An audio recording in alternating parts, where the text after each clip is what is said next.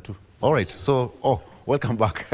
All right, it's now time to get that segment, How to Make Kenya Great.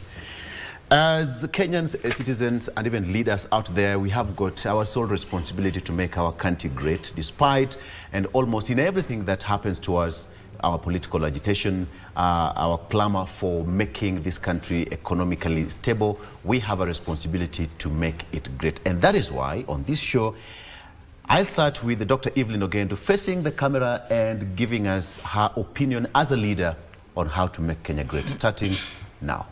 Doctor. Oh, wow. Which camera? Okay. Oh, right.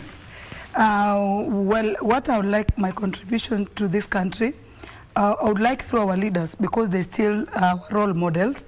Let us help the Kenyans change the mindset. Let us give the Kenyans hope. Let us create, let us think before we bring out conversation that increase the conflict that is going on in our country today. Let us air it in such a manner that it is solution oriented than creating more crisis in this country. And I would like those leaders who are interested of leadership. We are now in 2025. The election is going to come in 2027. If we can have some kind of concentration in serving the citizens of this country, Kenya, until that time, not only even in 2027, at least up to the end of 2026, so that you can honor the manifestos that you aired to the citizens, and so that we can get leverage in terms of we are able to depend on you. You are dependable. So when you look like you are not dependable, the citizens also feel insecure, and that's why we're having so many protests around. And my humble prayer is to the police of this country, please let us, if the demonstrations are peaceful, and I'd like to tell our young people, if you find the streets are infiltrated by goons, please don't go to the streets. Let everybody play safe. Even if we are going to face the courts for over your deaths, what it means, the nation is already losing young people, that going to court and winning a case over somebody who is dead is not a win, according to me. But doing it the right way and you remaining alive to fight for those rights, it is a better way to go. And that is my contribution.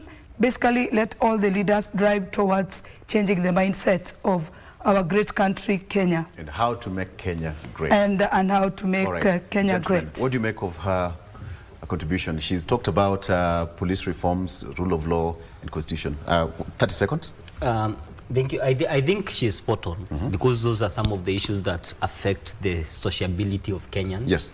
And the ability of governance to have relevance in this country. We have to remember that the people of Kenya are more important than any one individual. Thank you. And so I do agree on her sentiment. All right. Wakili? Thank you, Victor. Mine is to also agree with Dr. Evelyn Ogendo, and also agree with His Excellency Stephen Munania, that indeed we have a responsibility as Kenyans to make our country great, especially us who are in leadership. Because as per our constitution, of course, we know that sovereignty belongs to the people of Kenya, you know, but this sovereignty can be delegated. It has been delegated to us as leaders by the Kenyans, and we must ensure that we offer the correct leadership. And as I earlier said, Victor, I want to challenge Kenyan citizens that let us embrace our Constitution of Kenya in 2010.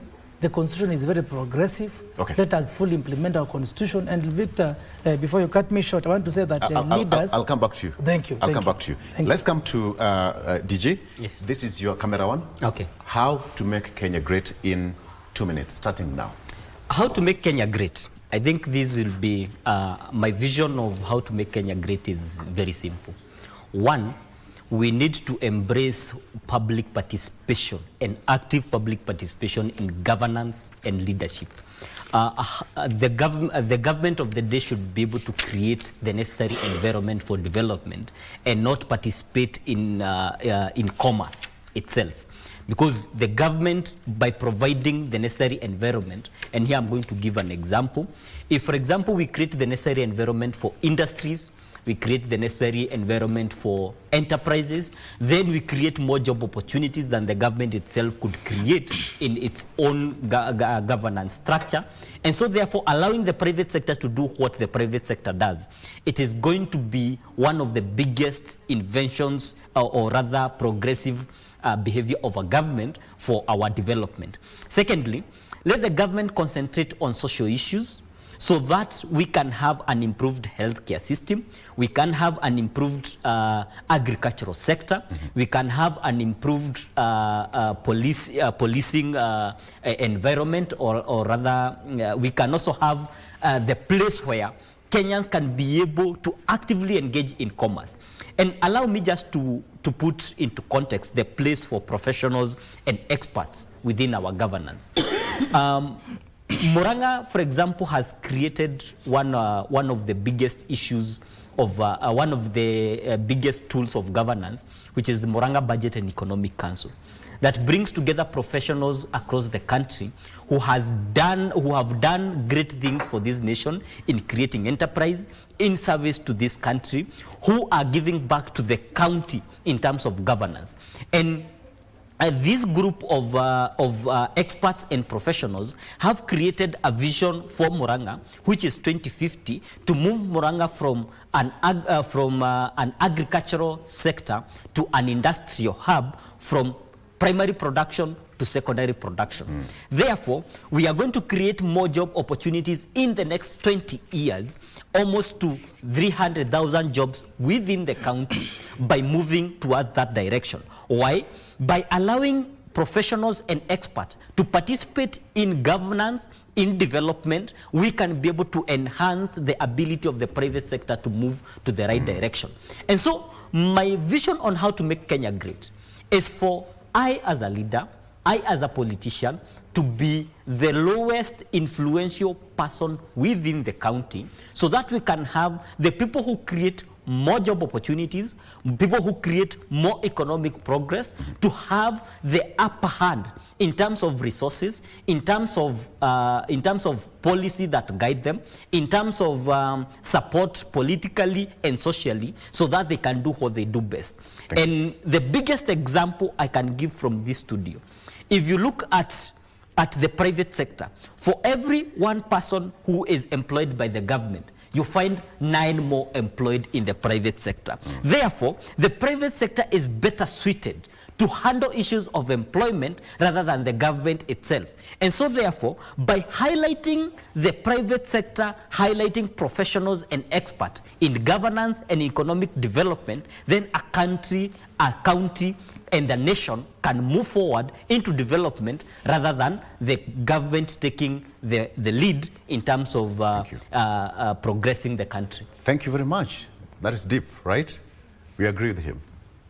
Dr. I do. Speaker, we agree with him, right? I agree with him. Out of 10, rate him. Let me rate him after I give You're my... done with Okay. Camera 2 is yours, Okini, Speaker. Thank you. In 2 minutes, before we wind up, how to make Kenya great, starting right now. Thank you, Victor, and fellow Kenyans. I want to start by saying Kenya is already a great nation. We should only make it more great, because, we have to appreciate what we have. If we start saying you're not great, we shall be demeaning ourselves. We need to appreciate ourselves as a country and now make ourselves more great.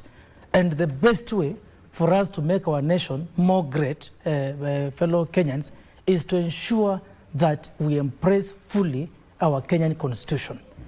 Our leaders should know, myself being one of the leaders, should know that the people of Kenya are the supreme of this country.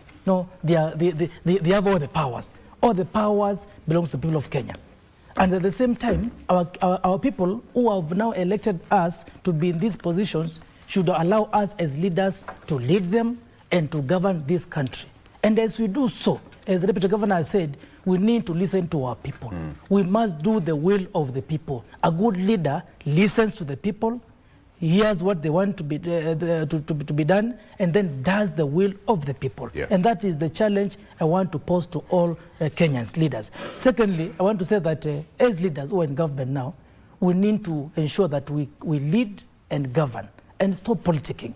time for politicking will come. There is time for everything, as it said in the Bible. There is time for politics, there is time for governance, there is time for leadership. And at this time, I want to ask all of us that we allow the leaders who are in office to lead us and to govern us. And I want to challenge those who were previously in the government, led by the former deputy president, Rigathi Gachagua, and the other ministers who were fired, that they had their time in government and we were quiet. If they were kicked out, they should not go out there trying to portray their anger to every Kenyan. Actually, they were replaced by able Kenyans, able citizens of Kenya, and they need to respect those who are in government so that we can have a peaceful government. And lastly, the national government should fully support the county governments. County governments, if you look at the spirit of the constitution, devolution is meant to ensure self-governance for the people of Kenya. You know, and because we are, us at the county level, are the ones who interact closely with the common mwananchi, if the national government empowers county governments, then we shall be able to deliver more development to our people. And of course, in the county government, we have the county assembly and the county executive. And the county assembly, where now I am, are the people's representatives. Even though the governor is elected by the people, but the duties given to the governor are executive. But the MCAs now are the ones who have the representative role of the people. And I want to ask our national government and also our county governments to empower MCAs, to empower county assemblies so that there can be effective oversight at the county level. So that now the little resources which we have, because Kenya, Victor, Kenya is a rich country. But the problem is the management of our resources. Thank you. If we manage our resources well, the little which we have, we shall be able to develop this country and make Kenya even more and more great. And I want to end by saying, for now, kindly, fellow Kenyans, allow our leaders to work, and our leaders should listen to our people. When it comes to 2027, exercise your right as per Article 38. Go out there and vote for the leader you want. And if you want to make your presence be felt, it should be felt more better at the ballot. Thank you. You may talk a lot now, but what is important is what you do at the ballot. Thank you very much, and I want Let's make Kenya great again. Thank you. Let's continue making Kenya great. We should continue making Kenya great. Yes. Thank you so much. How did you perform? Out of 10? I give myself 9 out of 10. DG here is 8, and Madam is 10 out of 10. That is always right. Madam is 10 out of 10. At least I am number 2 to Self-examination. He has weakened in my opinion, so I'll not rate. We've all done well. 10 out of 10. 10 out of 10. I've rated you. Okay, thank you so much. Kevin, Speaker, please just raise the front page of the Daily Nation. What's on the front page? The way we usually do it. Front page, what is there? State House gets another 90 million for renovations. That's 890 million. 890 million shillings for renovations. That was the front page of the Daily Nation. Dr. The Star newspaper, what's on the front page? The Star newspaper is the pain of 3 billion daily loss in protests as huge demo planned. Okay. That's coming up on 25th of this month, of course. And DJ, finally, on the front page of the Standard newspaper? I think this was deliberate. It was deliberate. Betrayers of Gen Z. Was it? Because it's self-serving. The two of them. For a long time, Raila Odinga stood out as the voice of the common Kenyan in repressive. So it was no surprise that during the heist of last year, Gen Z, a video of a young man asking the former Prime Minister to step aside. But now the real shock came when Raila quickly struck a deal with President William Ruto and with Dr. William Ruto, a move widely seen as betrayal and noble cause of good governance he had championed for decades. Thank you. All right. That's how we do it. So you can go out there and pick your favorite paper based on the headlines and read it for yourself. Ladies and gentlemen, thank you so much for coming to the show. We've really enjoyed, and whatever we do, let's respect the rule of law and follow the Constitution. Okay, how to make Kenya great again? Our colleague Mike is in Japan, and of course this week the key highlight is Kenya-Japan trade relations. Kenya is leveraging on the Expo in Osaka 2025 to enhance its chances to boost exports.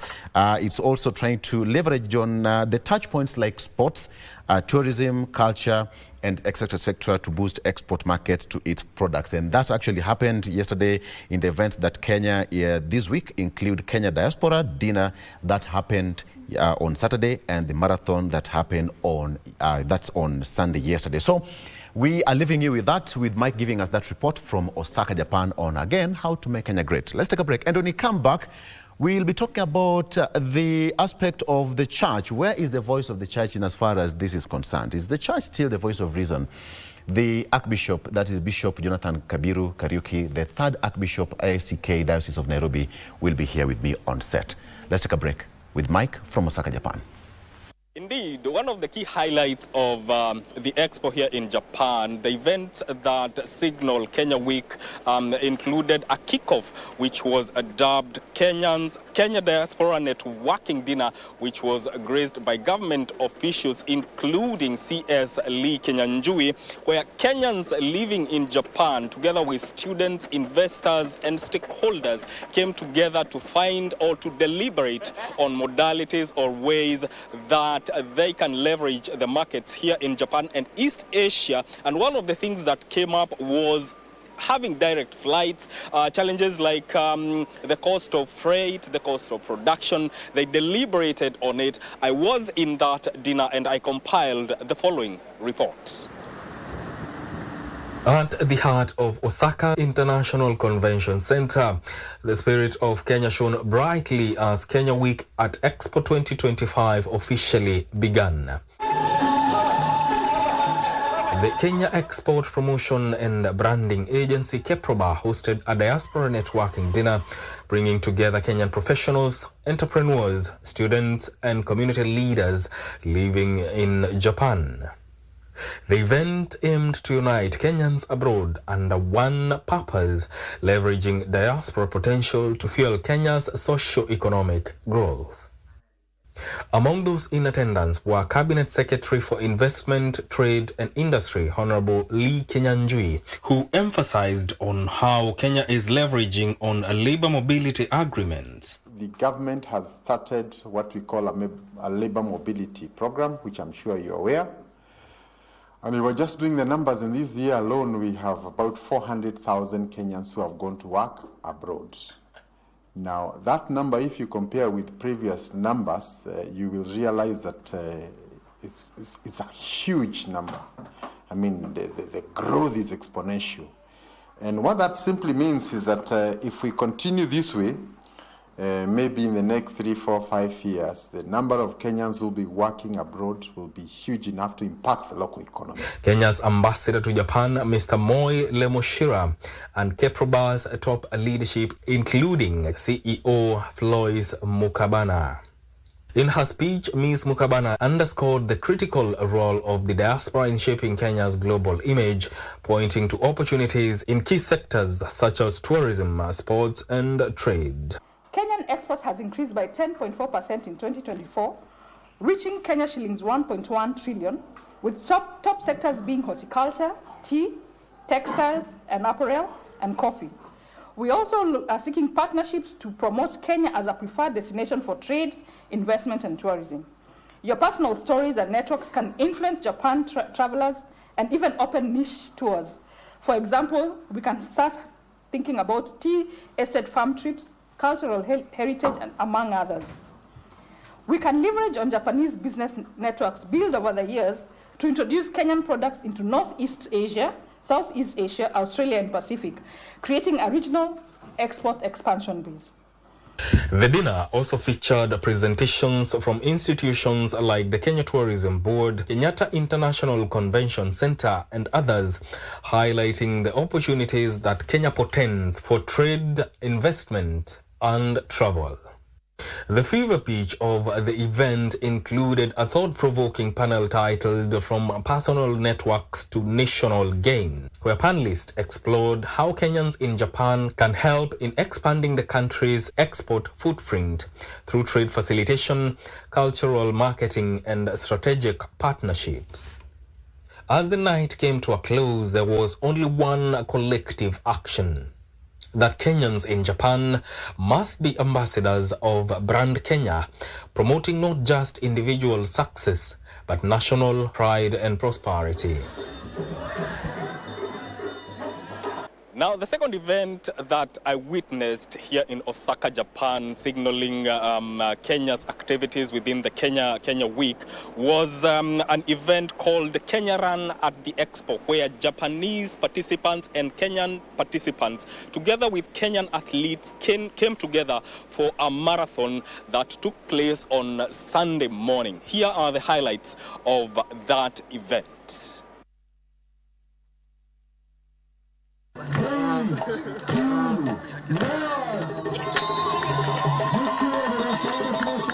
The mini marathon attracted participants from Japan and athletes from Kenya, as well as expo visitors.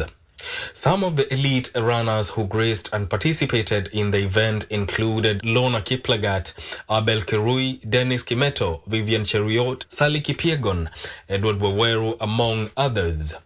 Kenya is using such platforms to position itself as a destination for sports tourism, inviting international athletes to train in its famed high-altitude regions. Speaking at the event, the Cabinet Secretary at the Ministry of Investments, Trade and Industry, Ali Kenyanjui, said that Kenya recognizes the potential of sports to contribute to social, economic and cultural development. This recognition is reflected in the government's effort to promote sports, develop infrastructure and empower young people through the participation in sports. Kenya's foreign policy equally recognizes the sports diplomacy as an integral component under the cultural diplomacy pillar. Alongside the marathon, the Kenya Export Promotion and Branding Agency seized the moment to spotlight the flower activation event. As the event wrapped up, participants left not only with medals, but with a lasting impression of Kenya's dual strength in athletics and horticulture. The Kenya Week Expo Osaka continues through June 25th with business forums, cultural showcases and networking sessions, all aimed at enhancing ties between Kenya and Japan.